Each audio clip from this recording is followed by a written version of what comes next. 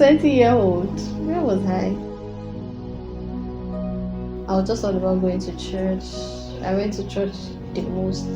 I was the one that attended church the most in my house. There was a certain year I told God I was not going to miss a service in church. All those seemed like spirituality to me, but I didn't know God, so I couldn't do exploits. Just to say that I know their God, they will be strong. I was very frail and weak. Yeah. So you have your antecedents. Yeah, so you said, am I fulfilled? No, I'm not. I'm not. You don't feel fulfilled. You know that. No, I'm not. Not that I don't feel fulfilled. I just feel like there is more. It's not from a place of ingratitude. Maybe I say I'm not fulfilled because I'm not grateful for what God has done for me. No. I just know that there is so much more. Paul says that forgetting the things that are behind, focusing on the ones ahead, I press into the mark. Fulfillment is like I have attained, right? Yes. That's what I think fulfillment is like. This is the prime. This is like apex. Thank you. This is the highest I can reach. That's fulfillment. Like I'm not desiring more. So yeah, but I'm grateful. I'm grateful.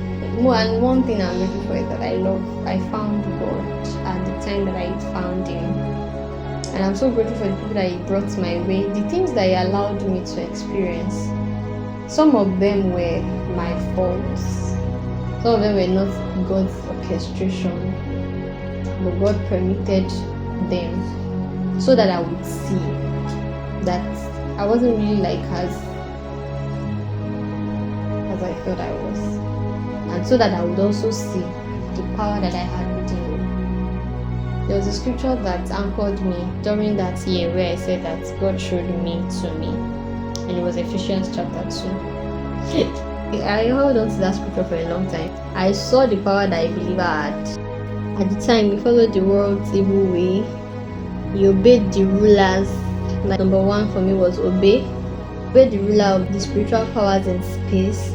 The spirit who now controls. Another highlight for me was control. The spirit who now controls the people who disobey. So some people obeyed the ruler of the power of this world under the control to disobey God. Did you see that? So the aim wasn't hurt. The aim was so that you would disregard God. A disregard for God is disobedience. Jesus said that if you love me, you obey me. What did that obedience mean? It's just simply keeping faith inside. You see, the moment God tells you this is what He wants to do, or this is what He will do with you. Let's say God has called you like a painter, somebody that paints people into salvation. And you begin to see yourself as a doctor. You heard that God told you that He has called you to be a painter, but you don't like the idea of being a painter. It's not interesting. It's not really as honorable as people honor doctors. The first thing that happens to you is disregard for what God has said, right? That disregard makes you disbelieve what God has said, right? And the scripture says every unbelief is a sin. Remove faith from the picture, then you have committed sin. Like you don't even have to lust after somebody. Just think what God has not said about you. That's a sin. Like desire what God does not want for you. What is not in God's writing for you. What you know that is not in the layout of God for you. That's a sin already.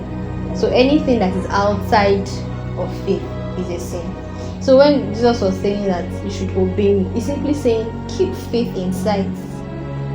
Because once we remove faith out of sight, we won't obey God. The powering force for obedience is faith. Once we remove that faith, we begin to disregard God. We begin to not really love God. We just proclaim with our lips that we love Him.